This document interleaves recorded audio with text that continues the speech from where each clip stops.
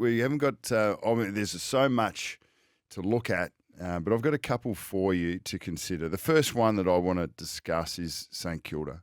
Are they going to have potentially the best rebounding group from the halfback line in the competition this year? So I love Wanganeen Miller. I reckon he's going to be a future gun, and I thought he came on really well last year. We already know that Jack Sinclair is an established All-Australian, has been going in the midfield a little bit more. Brad Hill, one of the best up-and-back runners, and probably Liam Henry in their new recruit is probably the next Brad Hill with the way that he played the back half of last year for Freo off the wing. I think they've got an undersized defence that gets the job done. I mean, Cal Wilkie, one of the best key defenders in the competition, but intercepts and rebounds. I really think that Josh Battle is an underrated player in that regard. Jimmy Webster, who's got speed and a lethal left foot, and Riley Bonner, who's come in. So you look at that mix. They need a big one. Like Dougal Howard's the big guy that's going to play in the back, but I reckon there's an argument there that Ross and the St Kilda group have established a level of like a player that is going to rebound really hard off turnover. So whether that's through the middle of the field or through half back. And you just can't help. A lot of things I don't get carried away with practice matches. Speed is something that you can't fake, and it's something that will always be there. But it's another thing that, were they amazing? Were they fast? Were they aggressive? Were they, was the ball ping, or were they made to look that way by Essendon's I'm not talking about a one-off game, but I don't think you can take a lot from scoreboards, let alone even method in a practice match, because there are so many things that are hard to measure. But one thing you can't fake is speed, the athleticism, and when you see that, and yes, you either get given the space to use it or you don't. But when St Kilda come together, and you have to imagine that a Ross Lyon coach side is going to be even more slick after 12 months of his coaching, because we rate him as a coach. I think the connection of his teams, he's always got the best out of his groups. And I think he's got more weapons in this St Kilda squad already than potentially he's had in any of his teams. So, I just in particular I'm looking forward to see how hard they go off the back, how they use this speed, and how difficult they are to stop on turnover, which is an aggressive attacking question about a Ross Lyon coach side, which we probably haven't seen that often. Yep, Liam Henry looked really good as well. I think he's going to fit in perfectly down there. So, listening to Daniel G. in Syracuse from Essendon after game, he said they just couldn't handle them. They just couldn't put the collar on them. They were off. They couldn't contain them. They were coming through the corridor at a ridiculous rate of knots. So 13 wins, 6 last season. Are you glass half full on St Kilda going further than that? Yeah, I think they can match that, or potentially, but I don't know whether I'd have them overs on that. But I think they can match that. I can't see a way that they don't improve. I think the Ross Lyon coach sides are about team defence, and I think there was times when their team defence was really good, and I think there was times where it fell away. They really just eked out, like they didn't perform that well in the second half of the year. And I thought, I've written off their finals performance.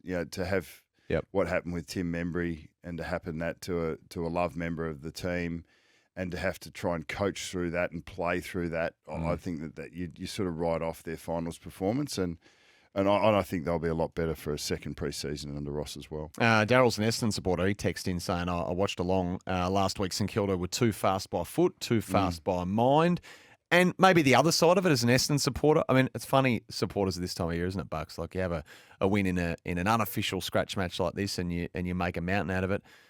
Your side gets pantsed, and Well, the corresponding game last year between St Kilda and Essendon was one of the worst games of football I'd seen in my life. They both proceeded to be in the top 4 teams in the ladder in the first 8 weeks. So yeah, you can't always sort of go by practice match form. But that's that qualitative piece. Qualitative. Tim in Brighton, Bucks, I could not agree more with the Saints running off the back line. Liam Henry was targeted for that reason. Battle's underrated. Wanganeen Miller, a future star, and Hill is established. Yeah, so let's look for that one. Second thing I want to throw on the table is Adelaide's leadership group. Now, I wish Kane was in here. I just wanted to ask him about this. And I reckon last year when you looked at Adelaide's best 22, you thought, how can they possibly win any more than 5 or 6 games? And I still reckon even with the form that they displayed at times, and they had everything go against them last year to not play finals. We understand that. Ben Keys shot at goal that wasn't. But they had a lot of things thrown at them, and I'm really impressed with the way they've developed and grown. You look at their best 22 now, and there's still looks like there's a lot of no names. But what Matthew Nix and his coaching staff have been able to do is get the best out of their no-name players. So their leadership group is a no-name leadership group. We shouldn't be surprised by that. When Jordan Dawson was announced skipper last year, everyone was thinking, she's only been there 12 months. Yes. Like, this is a bit early. Well, they were onto that. Well, bang. They nailed it, and we don't get any questions about that. Riley O'Brien was in the leadership group last year, and he's a heart and soul. He's an ungainly-looking ruckman, but there's not many classical ruckmen out there. Yep. He does his job really effectively. Ben Keys was in the leadership group last year, and Brodie Smith was in the leadership group last year. So the guys that have been added, so Dawson, Smith, Keys and O'Brien were the 4-man leadership group last year. Actually, Sloan was in there and came out. So Lachlan Murphy's gone in. I reckon he's as heart and soul for Adelaide as any player you could imagine for their respective team. And he just gets the job done in the front half. He is a bulldog with the way he goes about it. I'm not saying he's probably their 3rd or 4th best small forward when you think of Rochelle, Rankin, and Saligo might be also in that mix as well. But Murphy's going to play because he's team orientated. He makes everyone around him better, and I think the attitude that you need in a small forward is embodied by him. So I've got no surprises on that. Fogarty's come into the mix. Thilthorpe's looks like he's added some size and power and strength. And there was tough love with him. 12 months or 15 months ago, he wasn't in the side. He didn't play the back end of 22 because he wasn't competitive enough. Yep. So I think they've made a lot of good calls. Pedler was the other small forward that I reckon will go and do well. We're not talking still. Tex Walker at some stage is going to. He looked pretty good on top of the ground against Port Adelaide, but at some stage he's going to drop off, and Fogarty and Thilthorpe have got to come through. I think Elliot Himmelberg, who they hung on to, he hasn't played for a little while, but I actually think that he can become a player. But and then you've got Sloan and Laird. So the other two were Miller and Hinge, like young guys, halfback flankers. But in the end, only a team internally knows what they value in terms of leadership, what these players bring in terms of preparation. You're definitely not going to be in here if you've had a bad preseason. Yep. I reckon it's a pretty good sign for Adelaide when I look at their leadership and the fact that they've gone bigger. They've gone from 4 to now 8. I reckon that's a great sign because they think that these guys need recognition and reward for their contribution to their teammates. And it speaks to me that they've had really solid preseason. I'll be looking at these guys to take a next step on their careers as well. And I don't think Adelaide have got much wrong in the last couple of years in regards to sort of pulling their group together. I think I'm really looking forward to seeing where they're ready to go. Yep. But I definitely wouldn't be criticising the names that they've got in the leadership group. Tribunals are going to be a massive part of 2024. A lot of amendments made there, essentially to decrease the amount of cases that the AFL had to conduct last year, Bucks. There's been some changes around, the so-called Braden Maynard rule over attempted smothers and the like as the AFL continues to try to close the net on concussion. They're in the courts at the moment as well. We'll get to that in a moment. The state coroner has released a set of recommendations that they want the AFL to take on, and the league's expected to respond to that in the next week or so. But we got an on-field example at the weekend, the Sam Powell-Pepper incident with Mark Keane over there in Adelaide, the game we were talking about earlier. Mark Keane was bumped high by Sam Powell-Pepper. He slumped to the ground. He was helped from the field by 2 medicos and missed the remainder of the match with concussion. Now, David King came in really hard via X. Kingy said, loads of other options, chooses to forcefully bump to the head, hasn't heeded any of the warnings given to date, and it boggles the mind to think anyone would still take this course of action. I'm not apologetic. This must be a severe penalty. I'm sick of this conversation. You've seen the incident a few times. What do you think happens? Yeah, one thing I will say to be true, we were just talking about practice matches and what happens in practice matches. Everyone's rusty. It doesn't matter like how many years you've played for, you've trained, skills are a little bit rusty, connection can be a little bit rusty, and sometimes decision making, especially if you're a combative, physical player, you make some bad calls or some blues and you get the timing wrong. It looks clumsy. Yes, there's a tackle with Rioli who sort of brings Keane around into Powell-Pepper's path. I don't know what Kingy means by a severe penalty. I think this was a little bit careless by Powell-Pepper, but I didn't see a real intent as he approached the contest, and I think he's wrong place, wrong time. I think there were options for him on the way that he approached the contest, but I don't severe penalty. I don't know what King's looking for. I think it's probably worth a 2-match suspension. What would the I couldn't agree with you more. template say? First of all, your take on it is the same as mine. I mean, he's not completely blameless for all the reasons you articulated, but the player is slung around in his direction without warning. Did he have other options? Yes. So I think it's careless. You run it through the matrix. He's got him high. That's beyond doubt. And then it's just debate over the contact. So or the impact. So if they say it's high impact, it's 2 matches. If they go as far as to upgrade it to severe, it's 3 matches. I think most people would be comfortable with 2 matches. Can't see him getting off. Of course, the AFL's made it really hard for players to do that now.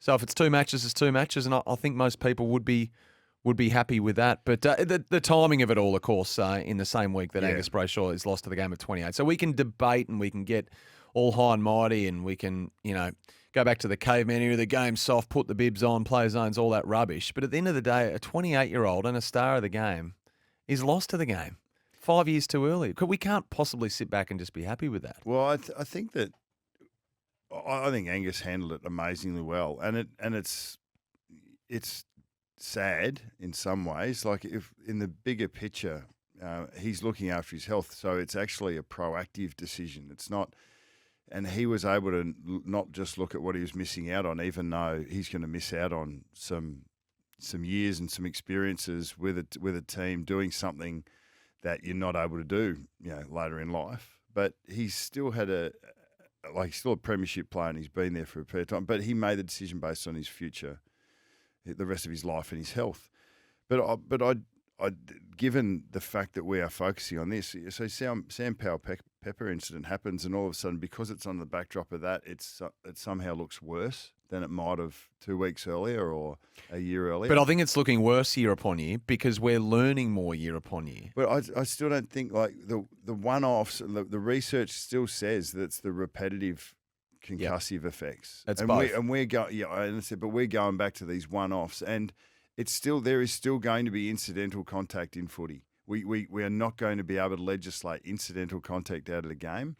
I think he goes for 2 weeks here, and that's that's not a small penalty when you've done a full pre-season and you want to be going at the early stage of the year. And he's an important player to Port Adelaide. Eventually, if this keeps happening, well, he's going to be detrimental to Port Adelaide if he becomes a recidivist in this area and he keeps getting people high and he misses 2 weeks, 3 weeks, 4 weeks blocks, and it happens 2 or 3 times a year.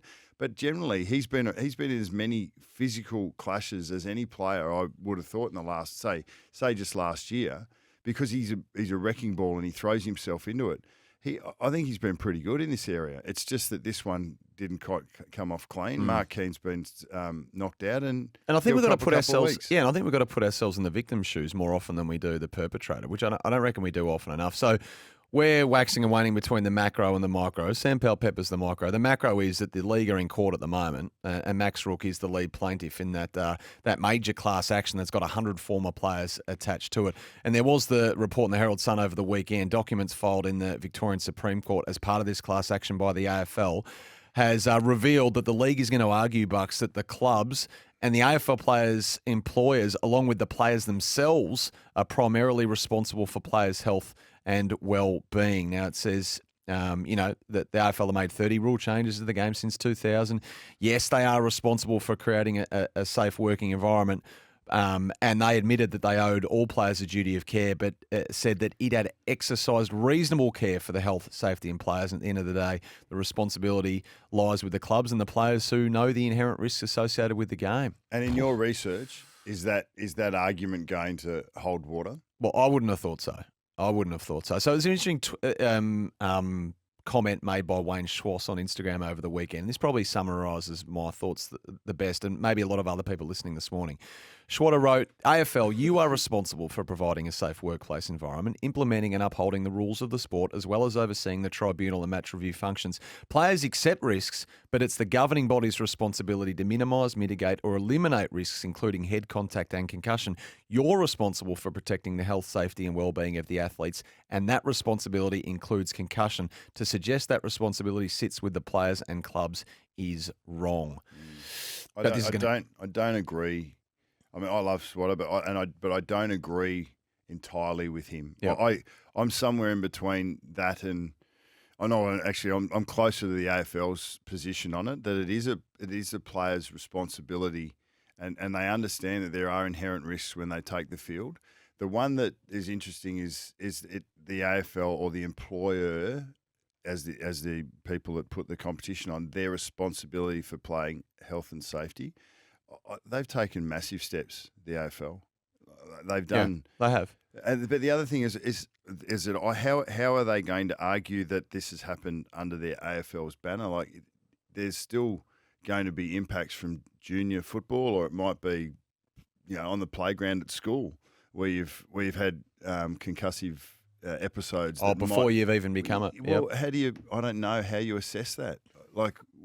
Well, it's players like Max Rook who have been, we need to get to the newsroom, who have been concussed and then have been seen to come back on. And have they gone through and undergone and been given the proper care that they should have been? That's the crux of it. Yeah, that is definitely an issue that needs to be addressed. Hey, I wanted to ask you about the Cam Guthrie injury, just coming back to footy for a moment. So we know the AFL clubs have been told they need to be more transparent with injury, right, Bucks? And I reckon we are about to get our first real test with one of last year's worst offenders, I think it's fair to say, Geelong, who did pioneer the short-term, medium-term, long-term terminology with injuries. Now, Cam Guthrie's done his quad. How bad is it?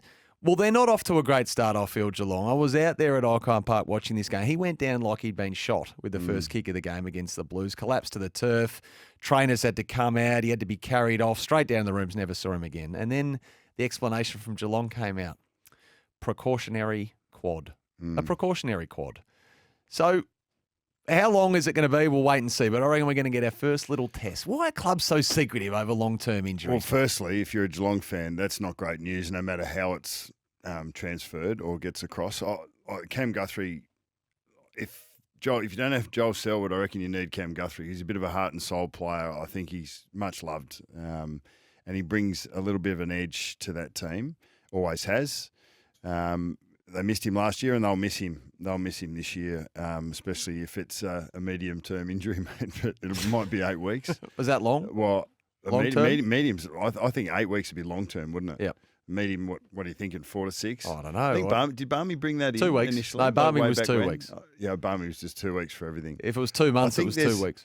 They're having been in the inner sanctum, like trying to communicate how long an injury is going to be. It's actually, I don't mind what Geelong are trying to do, because in the end, if you say it's a 3-weeker and you miss 4, does that mean something's gone wrong? No, we're not that nitpicky, but at least put 4 to 6 or 6 to 8. They know, but don't they know? The high performance team would have a fair. They've done the scans on Cam Guthrie. They know what he's likely to miss. They're being obtuse. I think short term, medium term, long term is taking the P. Hey, I'm just here so I won't get fined. Yes, there's a little bit of that. It'll be interesting to see how the clubs navigate it this year, whether they give a toss or whether it's something they actually provide some transparency on. I've got one for you, Sammy. So Harley Reid didn't get a touch in his first 20 minutes. Does that mean that the hype is over the top?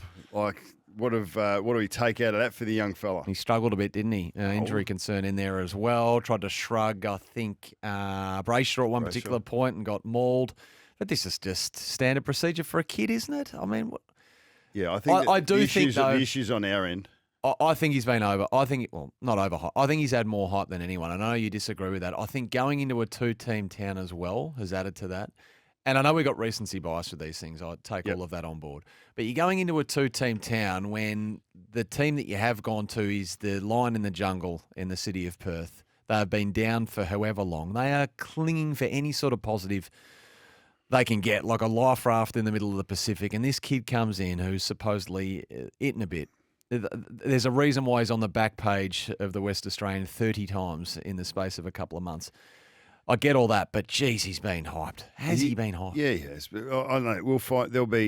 We'll find out in another 30 headlines and about 3 years how good he's going to be, and then he'll have to prove it and reinvent himself and go again and again and again over 10 or 15 years. If he's going to get anything close to what he's been built up to be, that's pretty much every number one pick. And as I said, the fault there is not with the player, it's not with the industry, it's with us on this side of it, and what we try to, the pedestal we try to put players on just because they've been good at 17 or 18. I think a lot more than that. Scotty Pendlebury might have done it the best on the Jock and Journo podcast. He said, pick one, you're viewed as the saviour, the curer of all ills. Pick two, just play a role. Yeah. And there's one pick difference at the very pointy end of the draft. And he's right. And there were blokes that get picked up, pick 15, 16 to a top four side that, still pretty, really good players, but then pick 23 might go to a bottom four side. They end up playing a whole season.